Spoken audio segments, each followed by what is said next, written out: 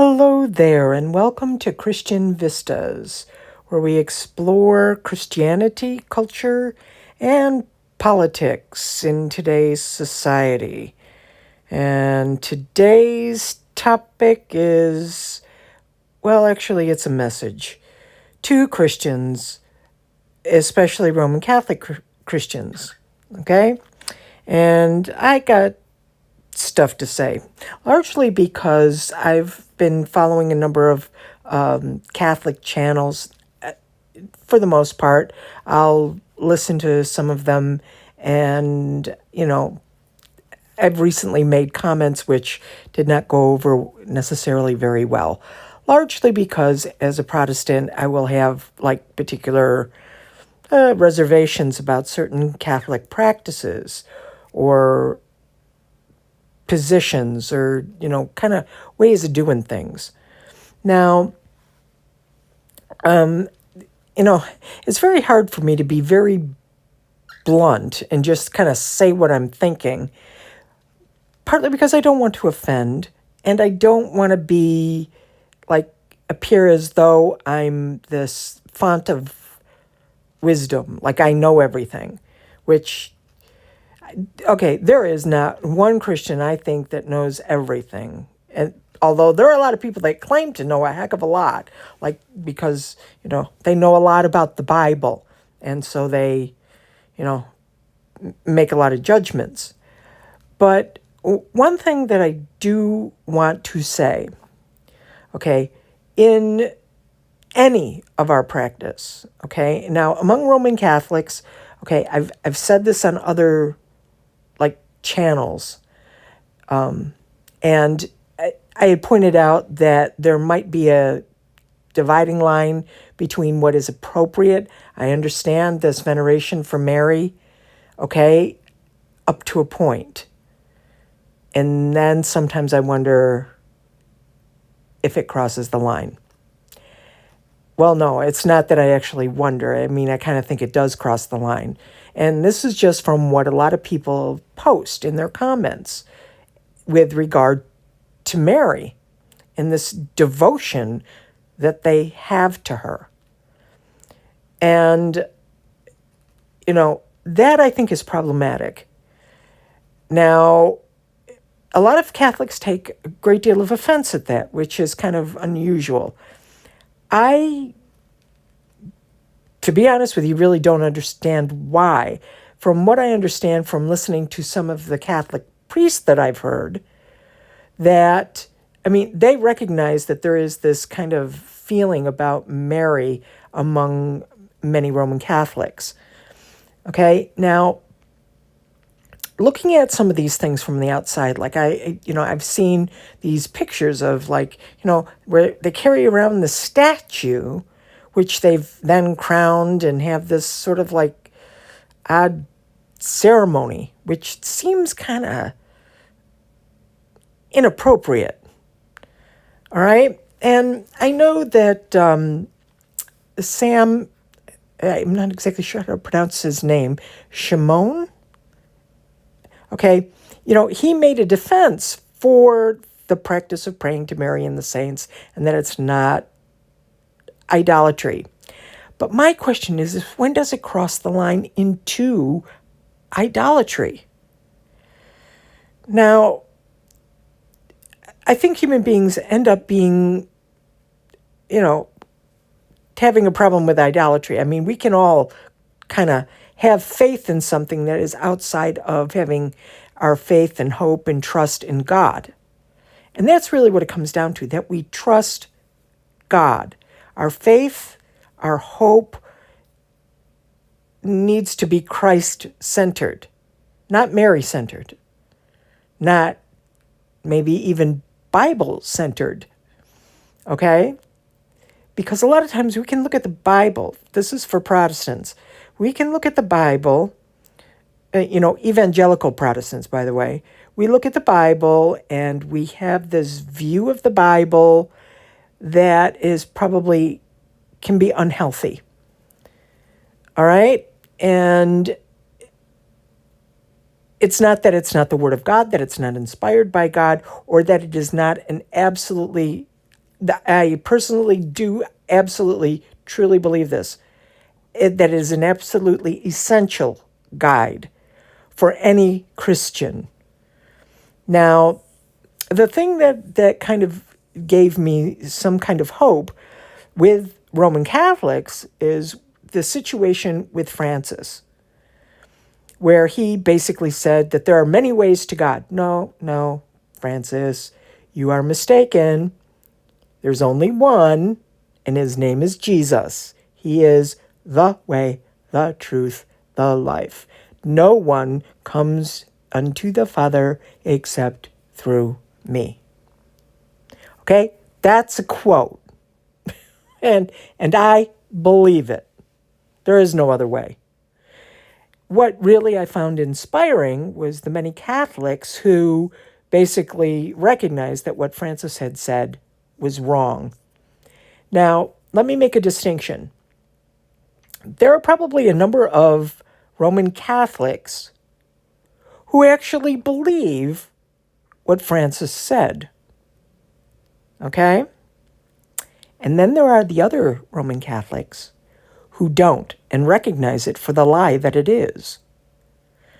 And when you have priests, okay, that go and affirm that kind of nonsense, okay, those are the ones that you know are the wolves in sheep's clothing. But what I really appreciated was in a lot of those comments that many Catholics are, praying for Francis to be converted again to the Roman Catholic faith. Okay, I just look at it as he's got to become a Christian because he ain't a Christian. All right? And I think that is also the other thing. And just for Roman Catholics, okay, be careful what you say, okay? With, there are Protestants, okay, they leave Protestantism to become a Roman Catholic and that they've converted, from one faith to another. No, they didn't. They didn't convert from one faith to another. Because Protestants, if they're good Protestants, believe that Jesus is the only way to God.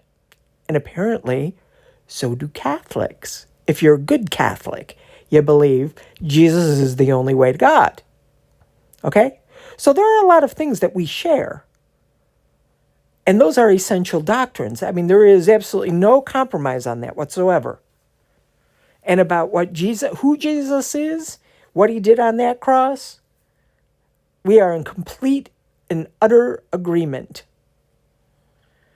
Now, the other thing, okay, and not to have Catholics think that I'm targeting you, okay, because I do commend you for recognizing that Francis is off, and also your response to, praying for him, which I think is good. I don't know that I could be as generous as you are. Heaven only knows I have enough struggles as it is dealing with people that I disagree with politically, and especially these people that are running for elected office that I think are basically, satanic. Demonic, one of those two descriptors. All right? Just saying. Okay? If you've kind of listened to anything that I've, said here and any of the other podcasts, you might figure out exactly who I mean. Anyway, but I also want to talk to Protestants because I think Protestants need to hear that when you malign Catholics, that's not right, okay? You can have like a very superior attitude. Of course, Catholics can have that too, okay? Being the one true church. No, okay, here, and I've heard it from Catholics, but we also do it. And we condemn Catholics and we say because they're not biblically literate. But there is one thing that many of the Catholics who there recognize that Francis is a heretic is the fact that they recognize that Francis is a heretic. All right? There are a lot of Christians, okay, Protestants, sitting in Protestant churches. I mean, there are whole denominations that have gone off the rails. And I wouldn't even consider them Christian anymore. I mean, I think of some of them are just, like they're like, I don't even know what they are. All right? Because they would basically align themselves with what Francis said. That Jesus is not the only way. They'll even say that Jesus was gay. Good Lord. It's like you must be joking. I mean, here's the thing. We can have an attitude because a lot of us, having grown up in a Baptist church, you memorize scripture, you know a lot about the Bible. And I went to one website, it was a Calvinist website, and it was not good. Okay?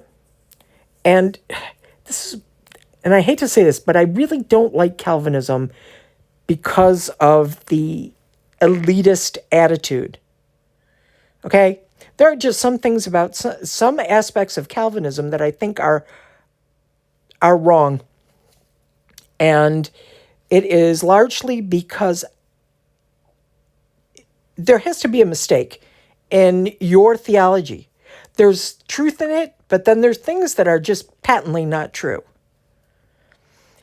Because the way it sounds to me is that you are saying that God so loved the elect that he gave his only son. No. God so loved the world.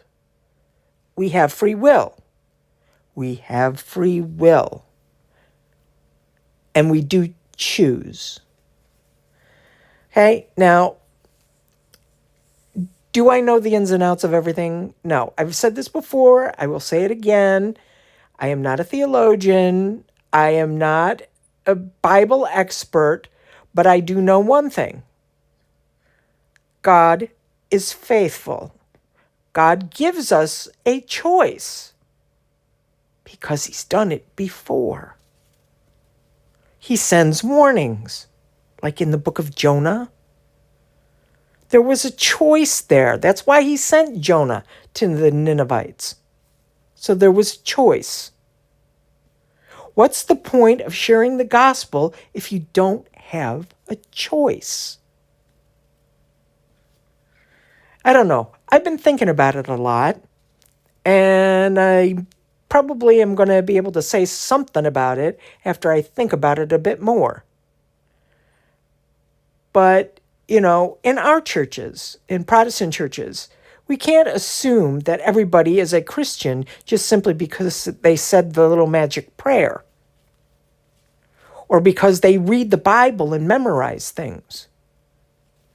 Okay, the point I'm trying to make is that we need to have our eyes on Jesus. There needs to be an actual relationship with him. It shouldn't just be head knowledge, just simply a knowledge of the Bible. Because then where's God in the whole thing? Okay, I mean, it's not the church that saves us. It's not Mary who saves us. It's not the Bible that saves us. It's Jesus who saves us. And when we get so caught up in what we know or that we have the right doctrine, I'm not even sure that being, in the right denomination or having the right doctrine, whatever that is, outside of who Jesus is, and that he died for us on the cross and rose again. And what else is there? Because I understand that if we confess with our mouth and believe in our heart that God raised him from the dead, we shall be saved. That seems pretty straightforward. So, just saying that maybe we want to check our attitude, we want to really examine ourselves and to make sure that we are still in the faith. There may be conviction, but conviction is not the same thing as condemnation. But I do think that there is an advantage to every so often remembering yes, these are the sins that I have committed. These are the things that are in my heart. And it's not that in my testimony I say that once I was like this and now I'm like this. No. It's more than I am like this. And despite this, because Jesus died on a cross for me, that this will not be held against me. And that he will come into my life and, God willing, change me from one degree of glory to another as I submit to him. And that only by his mercy and grace, trusting in what he has done for me, can I ever find, God's favor. Okay? And I just want to really focus people's attention on where it should be. I want to be an encouragement in the faith. I think that's all I need to say. But thank you for coming. So I'm going to say bye-bye. Thanks for visiting. Please like, subscribe, maybe even leave a comment. I'd appreciate it. And I'm going to make these simple rather than having too much complication with pictures and all of that, and try to keep them more brief. But thank you very much. Bye-bye.